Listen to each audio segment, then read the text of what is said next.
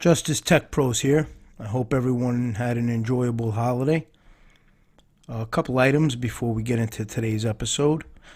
I want to first thank our first 100 subscribers for tuning in, and I want to thank the supporters who helped us get to that number, Ruckus Radio, and also a few people on Facebook spreading the word and reposting things. So everyone who likes the channel and enjoys the content, I just want to thank for the support, and hopefully what I'm putting out there is relating to some people and it makes sense.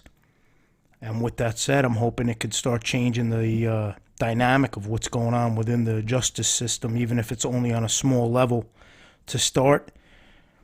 And God willing, it could parlay and grow, and people could start having different ideas and views and potentially prevent in some kind of way, shape, or form innocent people from getting found guilty, which is unfortunately way more common than it should be.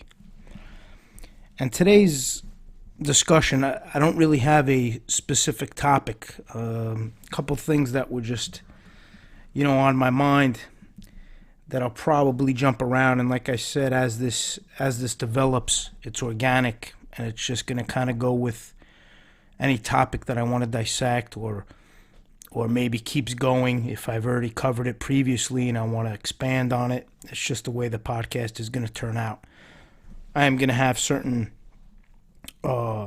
guests on the show for different things that could help enlighten listeners and expand their knowledge base and give them a good understanding on different topics.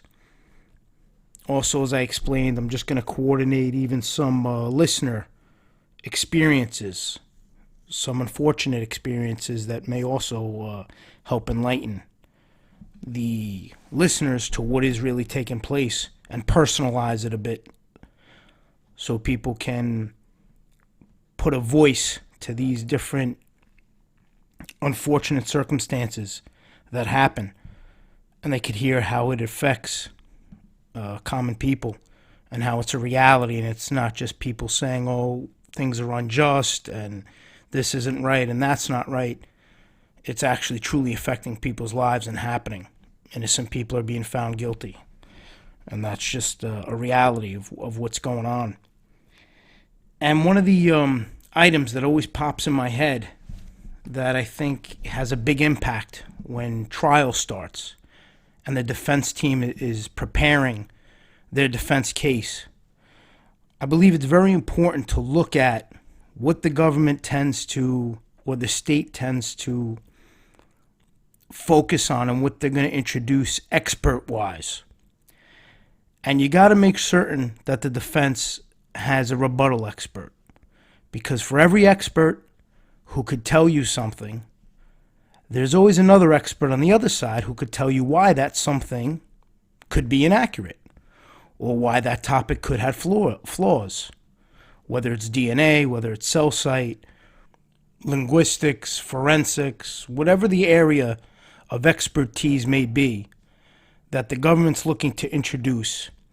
It's very important, it's vital in my opinion, that the defense prepares for that and has a rebuttal expert that could shed light on the opposition and show how the expert that the government is going to be using can be wrong, and how there are items that could affect whatever they're testifying to explain how there are flaws.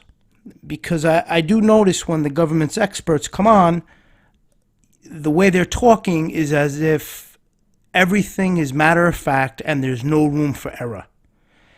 And there has not been a science yet that I've come across where there is room for error, whether it's on the testing level, whether it's environmental aspects that could affect the readings, whether it's on the weather that could affect certain things, whether it's on transfer, whether it's on how the samples are handled. There's many, many ways that results could be impacted.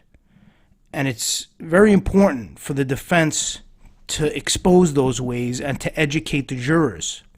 Because if you only have the government bringing in those experts and the jurors are only seeing one side, that's a dangerous seed to plant in their head. If nothing rebuttals that on the expert level, of course the lawyer could rebuttal that, but look at it from the juror's point of view. You have an expert where this is all they do.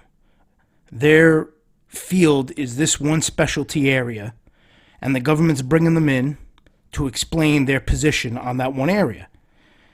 Now, if the lawyer, even if they're knowledgeable and they're able to counter it and they're able to cross-examine it and poke some holes in it, it's nowhere near as credible as bringing somebody with just as high, if not higher, credentials on the opposite side of the fence to counteract the damage that the government may have done or the state may have done with their expert testimony.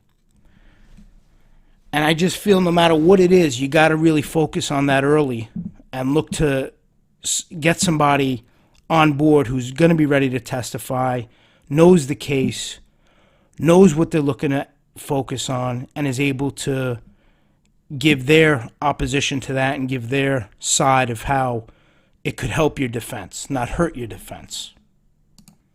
And I'm going to give an example of why it is important to really jump into the science behind some of these cases. There was an article I was reading from techdirt.com, and the title of the article is Federal Court Says Touch DNA Analysis is Mostly Guesswork That Can't Be Used as Evidence. So now that they're starting to, I don't want to go into the whole article, but the gist of it is they're starting to uncover how specifically touch DNA is mostly guesswork.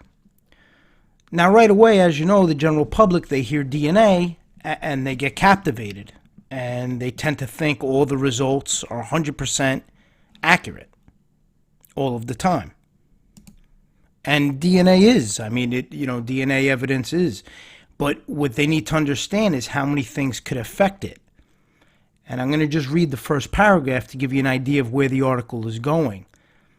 DNA was supposed to be the gold standard of criminal evidence, and it can be, but only under very specific circumstances, rarely found in the messy world of crime scenes. DNA evidence is easily contaminated by the people handling the evidence, not to mention anyone else who's been at the crime scene. This has resulted in law enforcement agencies spending years chasing phantom criminals, only to find out the DNA investigators kept finding at crime scenes came from other officers, first responders, or even the person packing their DNA kits back at the manufacturers. Now, that alone is a little frightening. That tells me, if the DNA evidence is one of the strong points of a case, they better make sure that DNA evidence is solid. And the way to explain whether it is solid or isn't is by bringing in an expert witness for the defense side. I would want my witness to analyze the case, analyze the tests taken, and find out if they're legitimate, what kind of variables could exist.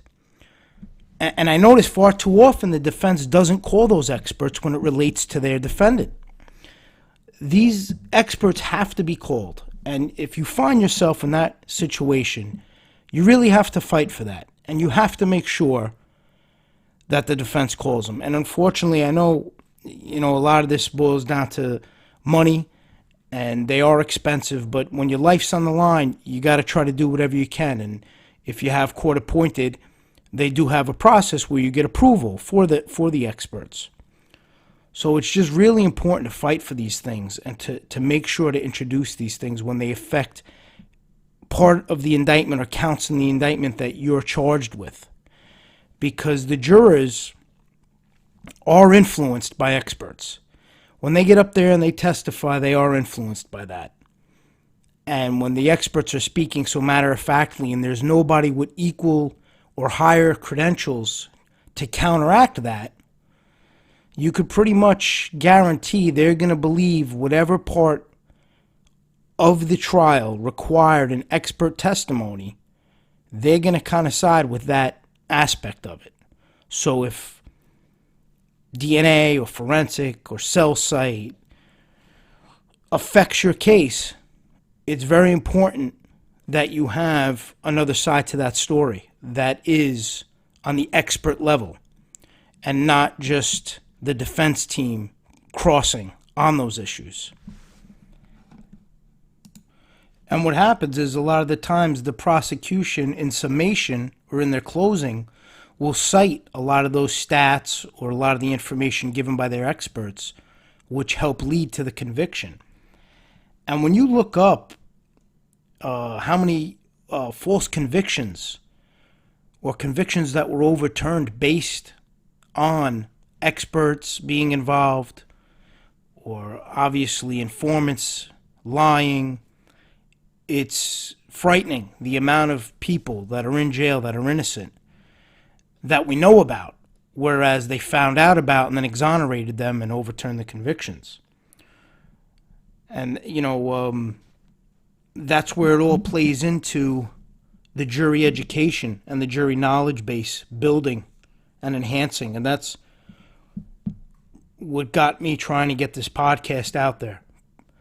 As I said in another podcast, this is a different element of my business. My business is more supporting counsel and the defense, but I wanted to appeal to the public because what I was seeing was a lack of understanding, a lack of knowledge, and a lack of jurors taking their job seriously and not understanding what was required of them. And this was the one small step that I wanted to try to take to potentially gradually change that. Turn that page. Maybe where it would be something down the road where you make a difference and you make some kind of impact, and a listener one day serves on the jury and remembers one or two discussions or topics that I covered that helps clear an innocent person. And if that happens, it's all worth it. But I would want to do that on a bigger scale. I think on a generational scale. We need more intelligent jurors, more coherent jurors, jurors who understand the difference between saying somebody's innocent and not guilty. And just because you may not think somebody's innocent, that's not what you're charged with. You have to find out if you believe they're just not guilty based on having reasonable doubt. And, the juror's not even being asked to find somebody innocent. They have to remember they're being asked to find somebody not guilty. And that's a smaller threshold you have to meet to find somebody not guilty. The charges, as a juror, you have to basically say the government of the state did not prove their case beyond a reasonable doubt, therefore the defendant's not guilty. And this goes back to prior episodes that are carrying into one another where the juror is not really grasping the whole concept and what they're there to do. And that's why we're having so many of these false convictions where innocent people are being convicted. It's just a fact. It's happening. And it's one big cycle. It's a lot of factors that affect that. And another one I touched on previously, which I was reading another paper that was written on the topic, is when certain evidence or rules apply, whereas items are limited and aren't allowed to get into the case that could help the defendant. And when you think about that, it doesn't make sense. You would figure if you're defending your client, any factual information that could help them should be allowed in. And there's a paper you could look up, and the title of it is, "Do Exclusionary Rules Convict the Innocent?" And it's from, there's different universities involved, the University of Illinois and the University of Chicago, and it was written in August of 2011. And I'm going to read a little bit of the abstract, where rules excluding various kinds of evidence from criminal trials play a prominent role in criminal procedure and have generated considerable controversy. In this paper, we address the general topic of excluding factual relevant evidence. That is, the kind of evidence that would rationally influence the jury's verdict if it was admitted. Now think about that. There's evidence being excluded from being allowed in the trial that could save somebody's life, and yet it's not being allowed in. That alone, you would figure breaches some kind of constitutional right, and yet it doesn't. These are how things play out. And the jury on that side, I could understand. I don't blame them for that part, because they don't even know this stuff exists. And that's why this podcast and things like it are so important, because you're going to have to start keeping those things in back of your head when you serve on the jury. You're going to have to start realizing that there may be some things you don't account for. And honestly, I don't even know what the answer is to that, because that's not fair to put that on a jury, and that's not realistic for them to account for something that they don't even know is out there. So this is more of just a situation where I'm just confused by it, and I don't know how to solve that.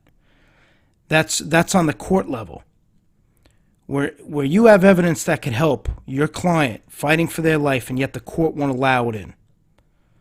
And that's a major problem. And I'm sure the defense fights to get it in. As I've witnessed firsthand, we fought to get certain things in and weren't allowed. But when you see papers being written about it and articles being written about it, it's a big problem. It isn't an isolated issue. And yet it doesn't get resolved. It just keeps going on and on. And that's the issue. How do these things get resolved? We know the problem, but what's the solution? And in simplest terms, the only solution on my level that I could do is to talk about these things and dissect these things, to hope that listeners could spread the word and enhance. And that's the great thing about the internet. This is nationwide. There's people all over listening to it. And, you just got to hope that that's where it starts. That's where the tide starts to change on this type of level. Because it's not changing on the court level. This is going on and on. People are going to trial. Evidence to help them is not getting admitted. Innocent people are getting convicted. Those are the facts. And that was one of the obstacles we went through recently at a trial, is how to get certain things in. And that's an odd statement to make. You have evidence that could help you, and you have to come up with ways to get it in, where the judge will allow it to get in. And we tried raising a few things, and it wasn't allowed to, wasn't allowed admittance.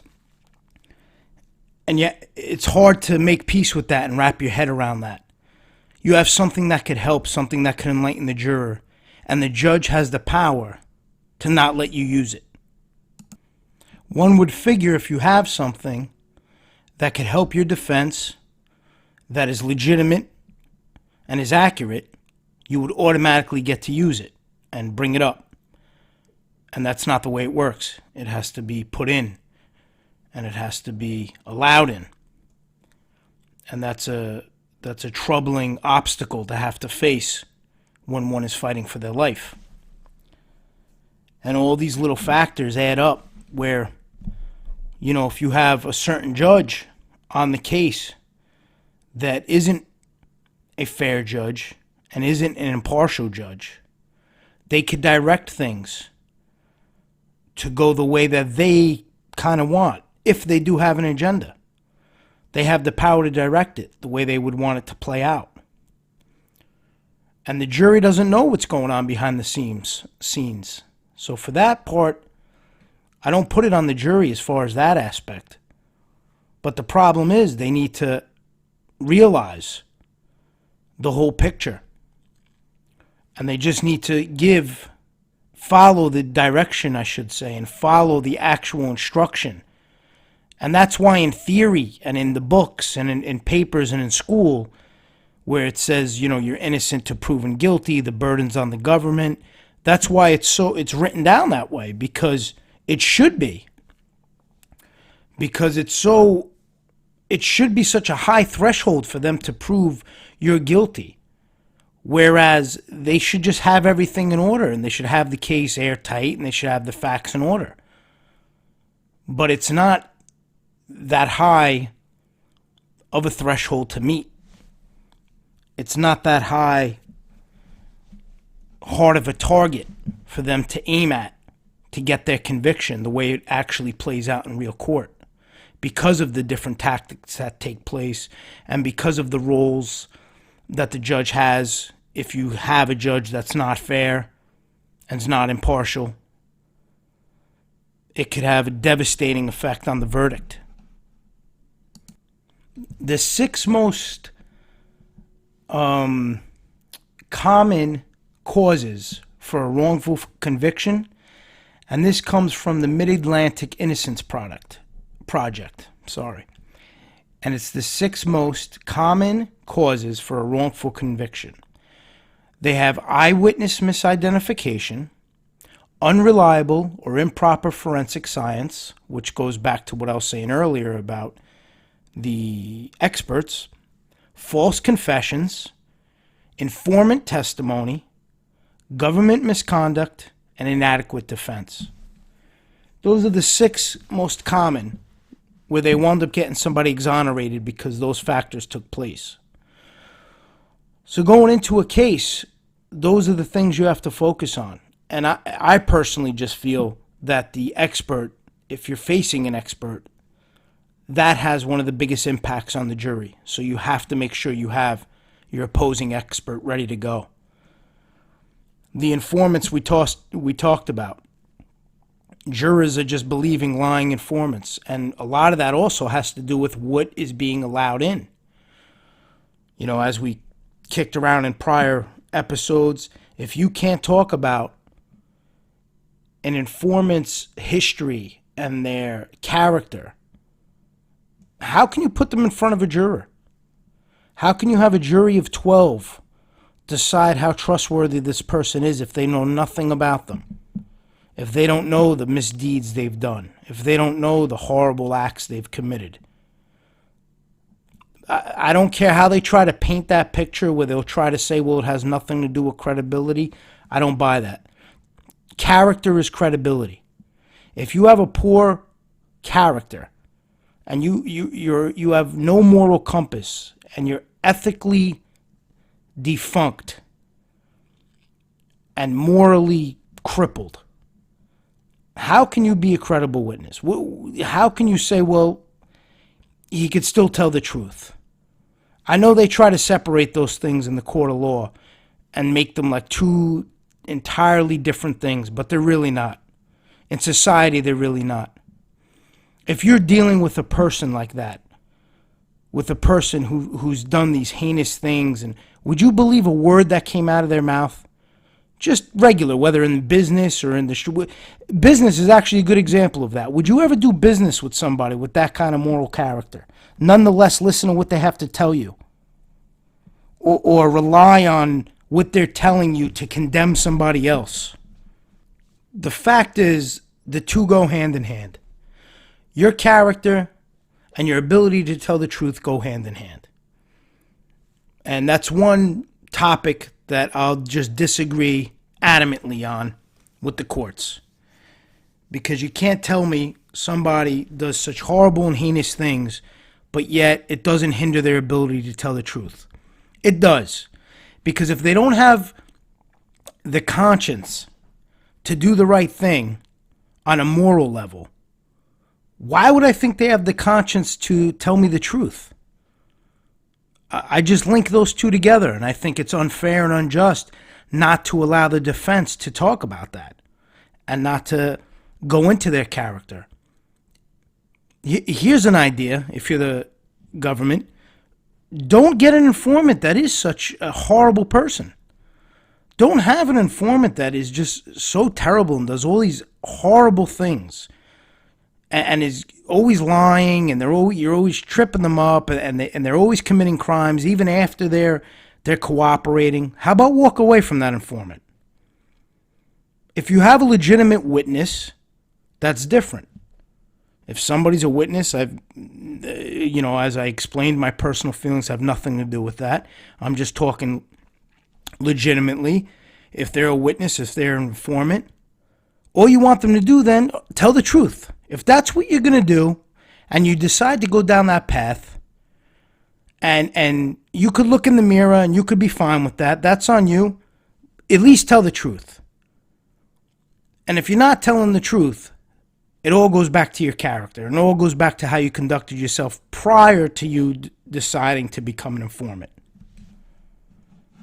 And that's where I have a problem, where they're taking these informants of such a sub-level, subhuman level, and they're asking a jury to believe every word out of their mouth. They're telling them, no, separate the fact that they're such a terrible person, and they lied in the past, and they committed crimes in the past, but now we want you to believe them. That has no bearing on them telling the truth.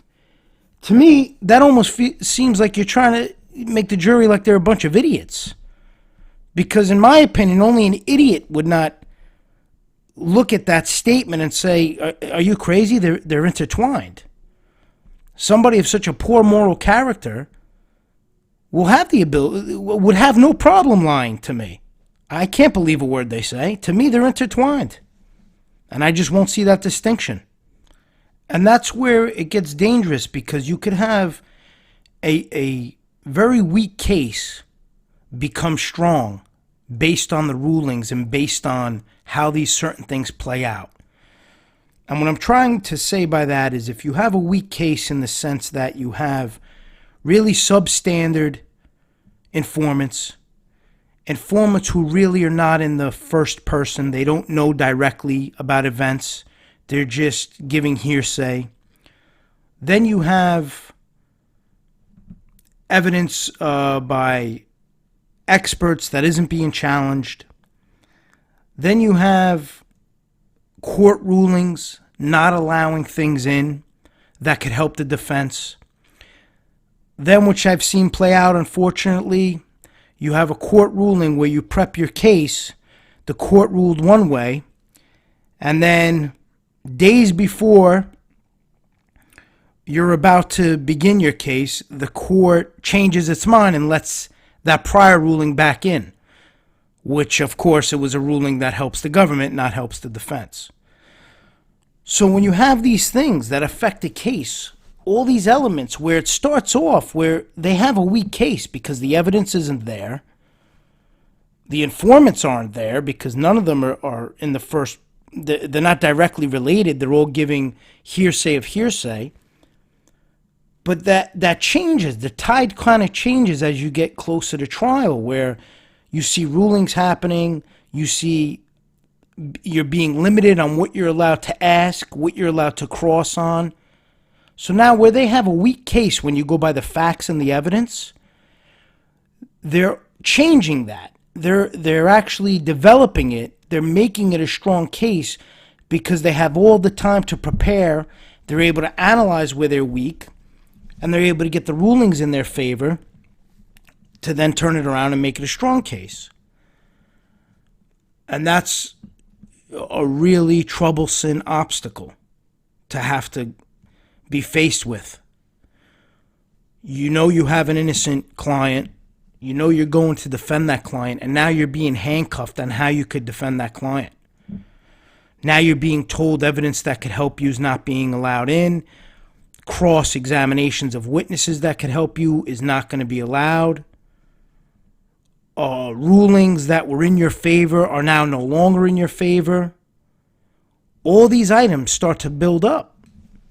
And it's like building a wall, and the wall's getting higher and higher, and then eventually you can't get over it or around it because they're almost putting blindfolds over the jury and earplugs in their ears when the defense goes. And then when the prosecution gets up, those blindfolds come off and the earplugs come out. That's pretty much what it's like. They're limiting everything the defense could do, and they're allowing pretty much all that the prosecution wants to do. And I touched on it before, where they even went so far in this last case, which was astounding to me, of letting a transcript in that was clearly wrong. It was clearly wrong. But it was still allowed in with their, and they hand their transcript to the jury, and that's another thing. They tell the jury is instructed that the transcript's an aid. That's not the evidence. Just listen to the evidence. The audio's the evidence. Now, if the audio's impossible to hear, that it's really low, how do you think the juror is going to decipher what's on the audio? What do you think they're going to look at? they're going to read the transcript in front of them. So if the transcript's wrong, it doesn't matter what's on the audio, because jurors, unfortunately, what they should do is say, well, I can't hear the audio, so the whole thing goes out the window. I'm not even entertaining it. But you could tell they're not doing that by the results. They're reading what's on the transcripts. And if the transcript's inaccurate, I don't know how that's allowed in. Things need to really start changing where jurors have to get educated and they have to start opening their minds up and realizing what's taking place right in front of them. And they have to understand how a courtroom's being run and how things are being impacted and how the defense is being silenced. And I know it's hard to see through all that. But that's the only way to start making a change. Another prime example which really affects testimony is they say you're not allowed to have hearsay with the hearsay rule. And the hearsay rule, I'm going to give you the definition of it. Hearsay is any information gathered by one person from another person who has first-hand knowledge of the information. This information may involve a condition, event, or object of which the person gathering the information has no first-hand knowledge. In other words, the person did not have any direct or personal experience and cannot testify in court about it. Information that is second-hand is typically not admissible in court unless it falls under specific exceptions. So now, this last case, everything was hearsay. But now they have 26 exceptions to the hearsay law. Now, regardless, what those 26 exceptions basically allow them to do is get it in. So they use the 26 exceptions. They'll go through those exceptions, and then they'll get in the hearsay. So in one breath, they're giving it to you where they're saying hearsay is not allowed. But in the next, they're taking it away by saying it's going to meet one of the 26 exceptions. And trust me, even when it doesn't meet one of those exceptions, it gets let in. They find it under one of the exceptions. It could be so loosely based on one of those exceptions, but they miraculously find their way in, and now you're faced with hearsay testimony against you. And when you have twice removed hearsay, I don't understand that one, where you have the person testifying that says they never met the defendant, don't know the defendant, didn't hear what they're going to testify about directly from the defendant. They heard it from somebody who supposedly heard it from the defendant, and that's their evidence. Now, if that isn't hearsay, I don't know what is, but then what do? They're clever. They have these 26 exceptions to hearsay, which I'm sure a lot of the public don't even know that there's these exceptions to the hearsay. So now they'll go down these 26 exceptions and they'll argue to the judge of why these hearsay statements should be allowed in under one of these 26 exceptions. And when you read the exceptions, a lot of times the hearsay doesn't fit any of them, but it's at the judge's discretion, and if she says it fits one of them, guess what? It's in. It fits one of them. So it's every time there's a law that could help you or seems clear-cut, somehow there's a way around it where then it could hurt you. So where one would think is, well, I can't really get hurt. This is hearsay. This is somebody talking about something. It's not getting in. Well, it is getting in. And they're going to say it fits an exception to the rule of hearsay, therefore it's allowed in. So we're going to find one of these 26 exceptions, we're going to plug it in, we're going to argue it, and then we're going to get it in. Again, another item where there's textbook law, and then there's reality, where you're not allowed hearsay, but it gets in. And that's just the way it plays out over and over again. And what's scary about that, when you think about it, is if you just happen to be friends with somebody or you think they're your friend, and let's say they don't like you, they could pretty much make up whatever they want about you, tell it to somebody else, who then becomes an informant, And you could be indicted based on what that informant says. So let's say this person doesn't like you and they're just telling this informant all kinds of nonsense about you that's not true at all. The informant then goes and says, oh, I heard from so-and-so that this person is doing X, Y, and Z. Now you get indicted. How scary is that when you think about it? So if somebody doesn't like you and they go and just want to go, vent to somebody else and badmouth you and make up things about you, make up stories about you, whatever. I'm just using an example. And this isn't a far-fetched example. This plays out. And they're just saying things that aren't true about you. And now this informant uses that information to get you in trouble. It holds weight. It holds water. And you'll now have a problem and get indicted based on that. And especially if you're a target or somebody who the government may want to go after or has a belief that you're guilty of something, but they have no way of proving it or whatever it may be. It all goes back to the whole target thing. If they target you for any reason at all, you're going to have a problem because they're going to make the facts, quote-unquote facts, work to their advantage. So if they want to get you, they're going to do everything in their power to get you. And as we discussed in the grand jury, they'll get the grand jury indictment. You can indict a ham sandwich, so they're going to get that. Then they're going to get the informants to say what they want about you, even if it's hearsay, because it'll be allowed back in under the exceptions to the hearsay. And now all these little things start stacking up to build a case. Meanwhile, in reality, none of it is legitimate evidence. None of it.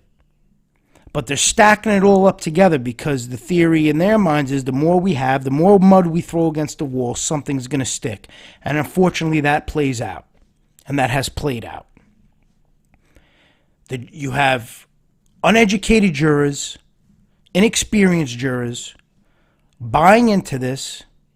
You have things, you're being handcuffed on what you're allowed into the court, what you're allowed to defend against, what you're allowed to argue, what you're allowed to cross on. All these things are playing in. You're guilty before you're proven innocent. And now you get into this courtroom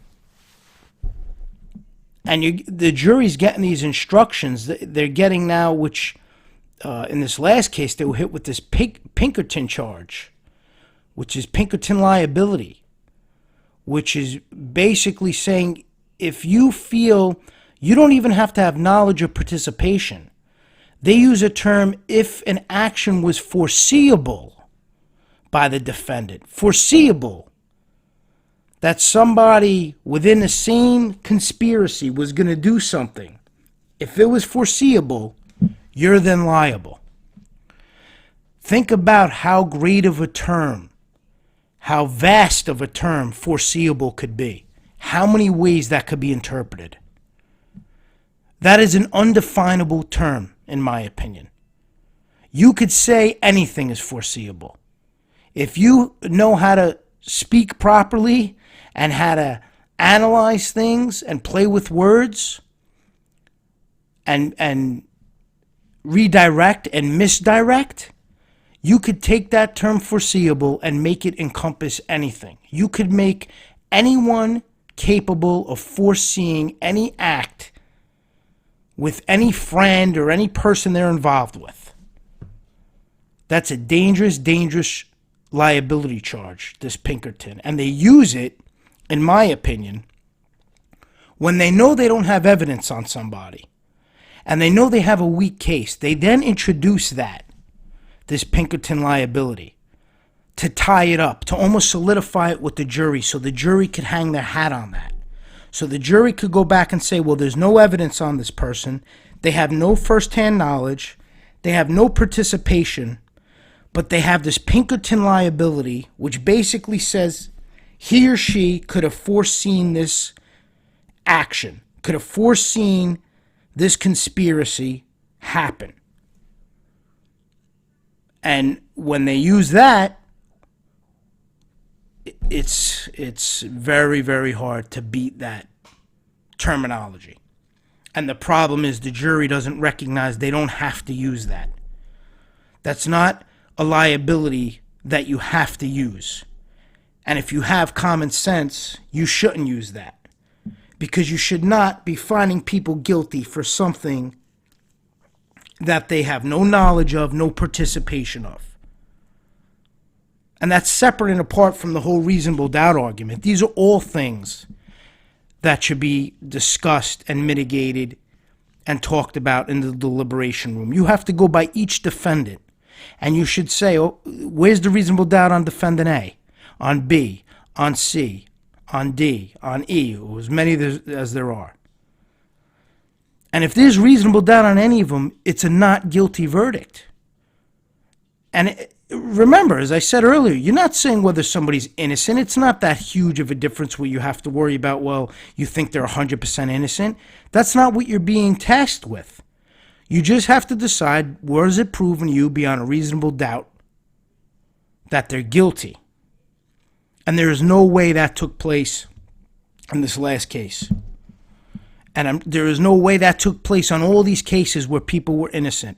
Because these people were innocent, so we know they weren't guilty. So there is no way they were proven beyond a reasonable doubt. All these exonerees, all these people who let out after years and years in jail, finally let back home for their families, suffering for an unintelligent, uneducated, inexperienced jury who didn't understand what their task was, and they found these people guilty. And I've read a lot of articles where these jurors feel ashamed about finding people guilty. And I don't know the instances, so I don't want to get into it. But if it has to do with not doing their job and not going by reasonable doubt and not going by the facts, then they should feel ashamed. And they should feel guilty about that. They robbed somebody of their livelihood. They didn't go by the facts of the case, and they robbed somebody of their livelihood. They took away years from their life. And that's inexcusable. And when you go back there and you don't really have a good basis of what you're supposed to do, and you hear a Pinkerton charge and you don't even know what that means, and you're hit with a charge from the court of 80 pages, 90 pages, and you got to go down this whole chart. These are average citizens, and you're handing them an 80-page, 90-page document, and you're telling them, all right, find guilty based on this wording. You couldn't make it more confusing. And I have no doubt that some people are probably saying guilty when they don't even know what they're supposed to find guilty of. They're just so confused by what's in front of them. Because there's no way you could get guilty verdicts if you're going by reasonable doubt and you're going by evidence.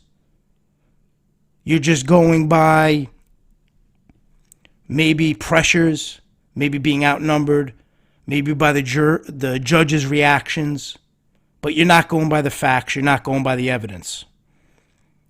When you have innocent people on trial and you're finding them guilty, the jurors are doing something wrong. The whole system's doing something wrong. But I don't have the power to change the system. I only have somewhat of the power to help educate the public. So I try to focus on that. Unfortunately, on a higher level, I have no control of that. And I know there's a lot of good organizations and a lot of good people out there trying to make a change, but it takes years, decades. People are going to keep being found guilty that are innocent. So I want to try to do my part and expand some horizons and open up some minds on this level to what is really taking place and give a little bit of a common sense education to these things. I could go into the boring book sense of it. I studied it. I went and got my certificate in paralegal studies for it. And the truth is, it's a lot of boring material. And what was really sobering is when I had a nice smack in the face on how there is a big difference between what's written in that book and what plays out in the courtroom. There's a big difference in that. In the book, it sounds great.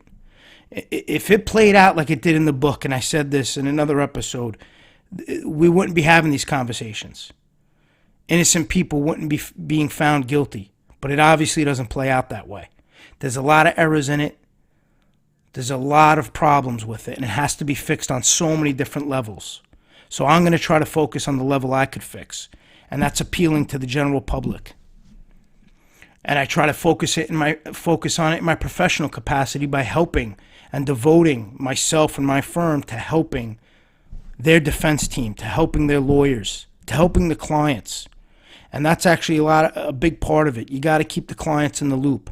You got to all give ideas to build the best defense possible and to account for all these things that you're going to go up against, such as experts, such as lying, informants, such as any of the evidence, the discoveries I explained, which you have to jump into from day one, and you got to keep the client abreast of what's going on from day one, from transcripts, from audios. All these things make up the case. And each and every piece of it has to get dissected and analyzed over and over again. That's the only shot you have. So I'm trying to do it on two fronts. On one front, in a professional way, where I deal with my clients and I deal with my company, where we're helping the defense team. And on the other end, which I'm started the podcast for, to try to appeal to the public, to try to break things down commonsensically, to go into them, to analyze them, and really work at it that angle. And that's what we're trying to accomplish here. And that's it for today. I'm happy that we're growing in subscribers. That tells me I'm doing something right. And I'll speak to you soon.